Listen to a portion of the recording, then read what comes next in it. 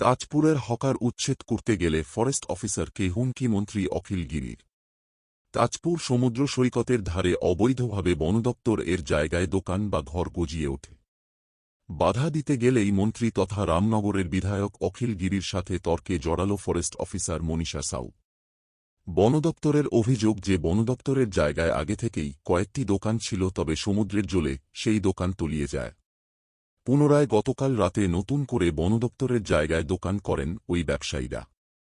তখনই বনদপ্তর বাধা দিতে গেলে ঘটনাস্থলে আসেন রামনগরে বিধায়ক অখিল গিরি। ফরেস্ট অফিসারের অভিযোগ মন্ত্রী দাঁড়িয়ে থেকে অবৈধ নির্মাণ করান এবং বনদপ্তরের আধিকারিকরা যখন বাধা দেয় তখন তাদের হুমকির শিকার হতে হয়। স্যার আমি ডিউটি করছি বলে তুলে নেবেন? আপনাকে ডিউটি এখান থেকে কেন? স্যার নাইট ডিউটি করেছে আমার স্টাফ। আপনি দোকান না বসুন। Night duty? নাইট আপনিই বলেছেন। কে ছিল প্রদীপ? কে নাইট ডিউটি করতে বলেছে? স্যার আপনি বলেছিলেন যে দোকান না বসিয়ে। আপনি রাত্রি বেলা কেন কাটলেন আমি জানতে চাই। রাত্রি বেলা কেউ কাটেনি। এখনকার সময় কেটেছেন? কি বলেন? ভিডিও ফুটেজ আছে। হ্যাঁ ঠিক আছে। আর তোমরা রাত্রি বেলা যে বসিয়েছো, আমি বারণ করে গেছি তাও বসিয়েছে দোকান। আপনারা ওয়েট করতে পারলেন না। আমি তো বললাম বসবো, আপনি তো বললো আমি বসবো, তাও আপনারা ওয়েট করতে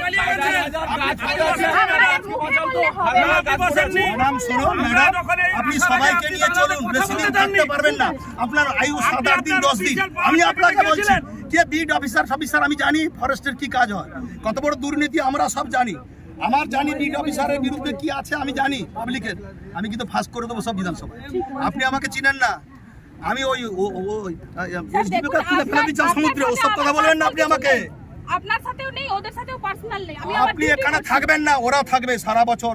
এরা এখানে আতঙ্কে রাত্রিবেলা থাকে, জল মাথায় নিয়ে ওসব কথা বলবেন না।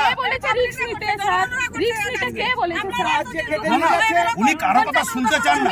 আপনি এত বড় ক্ষমতা মনে হচ্ছে যে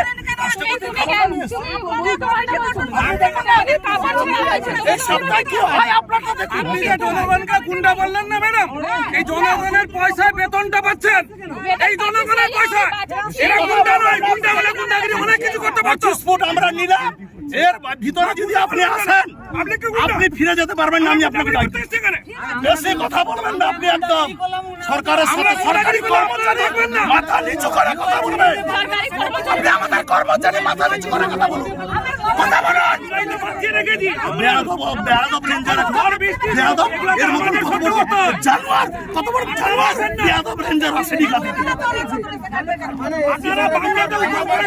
ভদ্রভাবে হবে না। যে ঠাকুর যে ফুলের সব ডাং নিয়ে পিটাবো না, তখন বুঝবেন। আর এই এলাকা নিয়ে সিএম